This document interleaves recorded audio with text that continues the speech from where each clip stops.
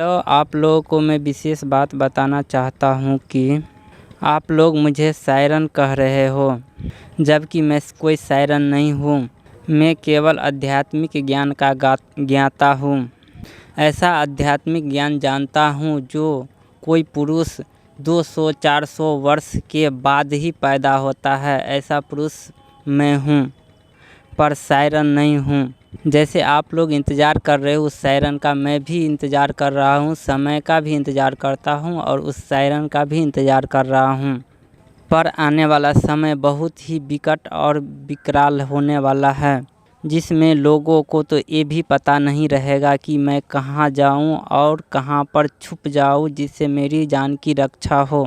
आने वाला समय तो देखने लायक भी नहीं रहेगा, जिससे कि हम देख सकते हैं और सुन सकते हैं।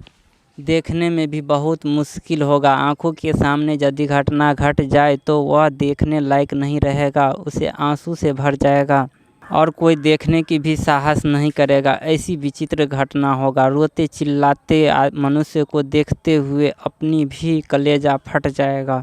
इसमें इतना कलेजा किसी के साहस करने की क्षमता नहीं है। यह परिस्थिति आने पर सब कुछ तो झेलना ही पड़ेगा, पर पहले क्यों सुने। समय आने पर तो सब कुछ होगा ही, पर पहले से डरने की कोई आवश्यकता नहीं है। जो होना होगा वो तो होगा ही। हम लोगों का कर्तव्य है कि हम लोग अच्छे इंसान बनने की कोशिश करें और अपने परम मानव धर्म का पालन करें, किसी की आत्मा को दुख न पहुंचावें। यदि आप लोग शायरन का इंतज़ार कर रहे हो, शायरन आ भी जाएगा तो आप लोगों का केवल रास्ता ही दिखा सकता है, आप लोगों को वहां तक पहुंचा नहीं सकता है। वह केवल आप लोगों को सही रास्ता दिखाएगा, पर जाना तो आप ही को पड़ेगा, वह पहुंचा नहीं देगा। उचित मार्ग पर जाने के लिए आपको प्रेरित करेगा, आपको दिशा निर्देश देगा, जाने का सही मार्ग दिखाएगा, लेकिन वह पहुंचा नहीं सकता है। आपको खुद संघर्ष करके जाना पड़ेगा। जो संघर्ष नहीं करेगा, जो जाने के लिए तैयार नहीं होगा, वह कैसे पहुंच सकता है। जो चलेगा ही नहीं उसे कौन पहुंचाएगा। दुनिया का कोई भी इंसान और कोई भी गुरु नहीं पहुंचा सकता है, जो व्यक्ति खुद से चलने का प्रयास नहीं करेगा। तो आप लोग मुझे शायरन मत कहे और न ही मैं शायरन हूँ। आप लोगों को मैं उस आध्यात्मिक ज्ञान के लिए प्रेरित कर रहा हूँ मात्र, और सही रास्ता भी बताऊंगा बाद में। मैं भी समय का इंतज़ार कर रहा हूँ। आप लोग भी, एक बार फिर से मैं कह रहा हूँ कि आप लोग भी समय का इंतज़ार करें और धैर्य रखें।